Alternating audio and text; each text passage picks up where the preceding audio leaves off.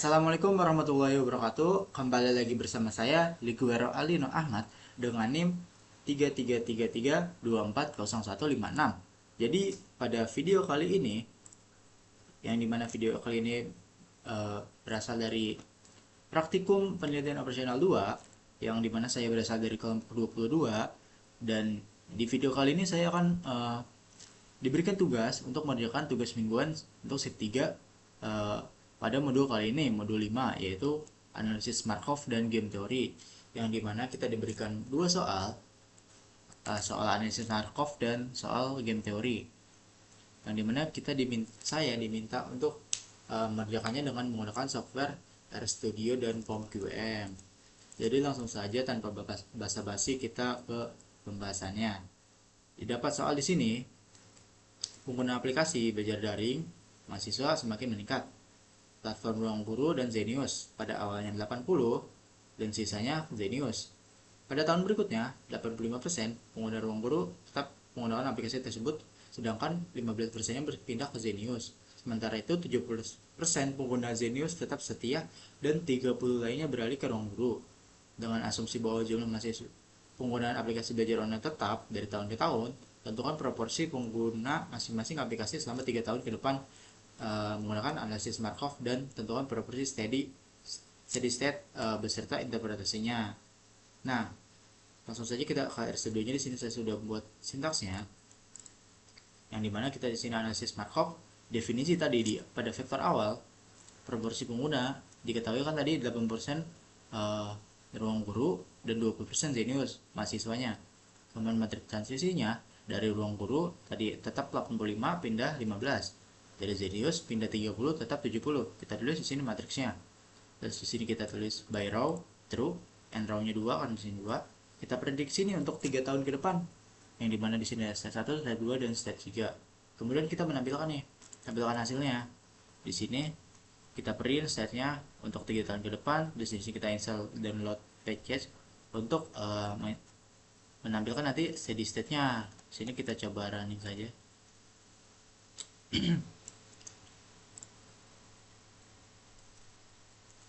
Nah, oke, jadi berdasarkan hasil penyelesaian dengan menggunakan RStudio, sini diperoleh probabilitas pada merek Ruang Guru dan Zenius dalam 3 tahun ke depannya, yaitu terjadi penurunan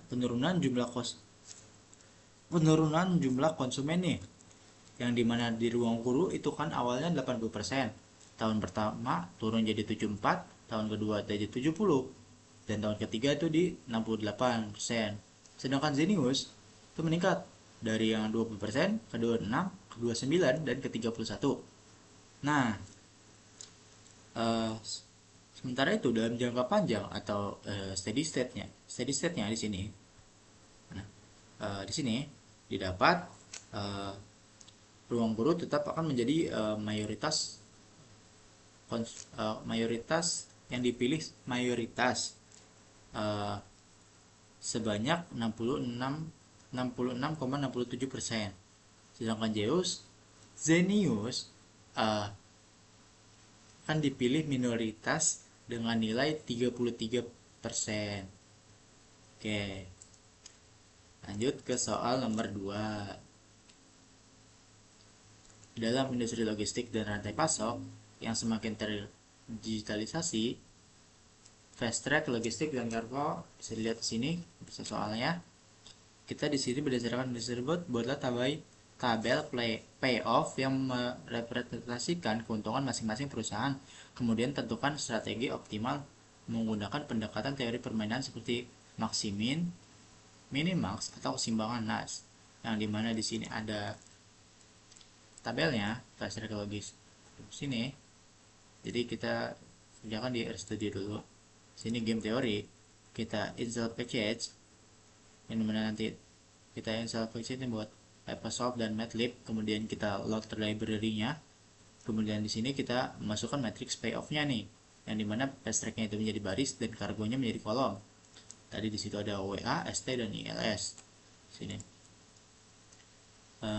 Kemudian di sini kita masukkan matriksnya. 76 42 91 60 74 36 61 80 51, and row-nya 3 dan by row-nya true. Row names-nya itu pay of matrix, sini WAT sama. Column name-nya di sini pay of matrix. Di sini strategi A, pemain A nih, si fast track itu maksimin.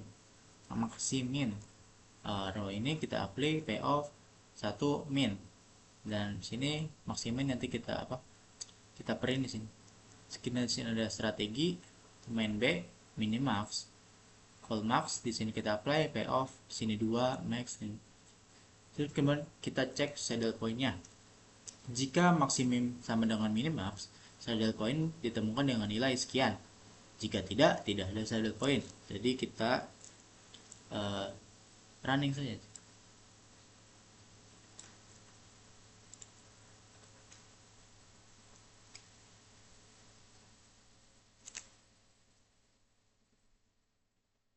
Nah, oke, jadi berdasarkan hasil pengolahan data dari RStudio-nya sendiri, di sini nilai maksimum yang diperoleh tuh 51, dan sedangkan nilai minimaxnya itu 76.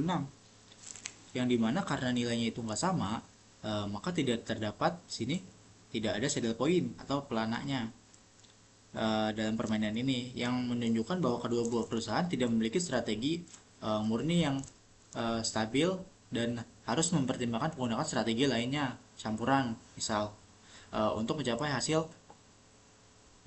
optimal dan persaingan investasi dalam persaingan investasi teknologi tersebut.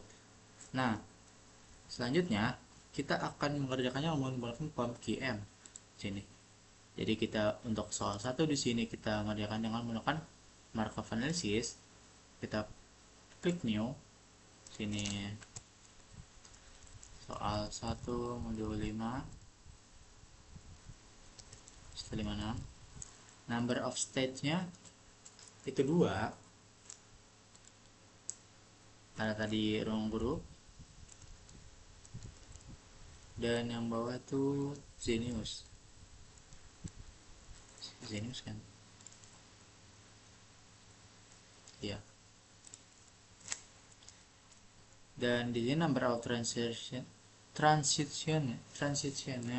itu 3 karena kita melihat 3 tahun ke depan. Ini di sini tadi 0,80, sini sisanya 0,20, di sini 0,85, 0,15, 0,30, dan di sini 0,70. Kita lihat apakah sama. Ya, jadi kita running saja di sini, kita solve dan didapat hasil Markov analysis set.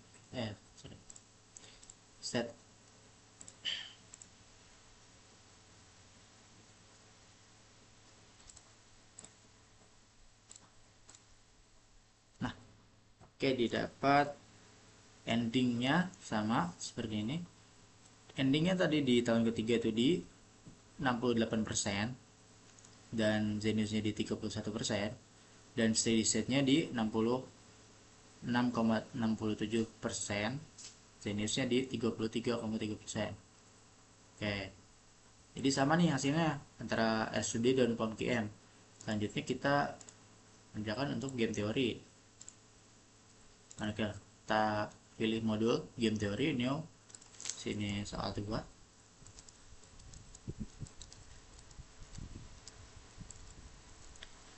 Number row-nya tadi kan 3 sama 3 ya, jadi kita samakan aja.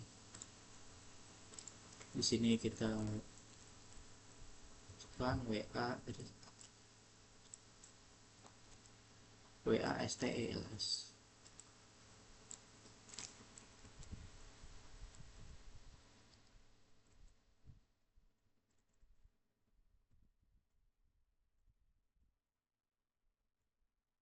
Kemudian datanya 764291, 7642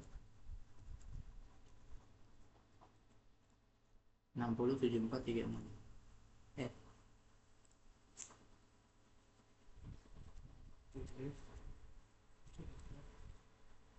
36 36 61 85 1 61 80 1. Nah, setelah datanya kita masukkan, kita bisa solve di sini, dimana kita dapat solusi untuk game teori result-nya.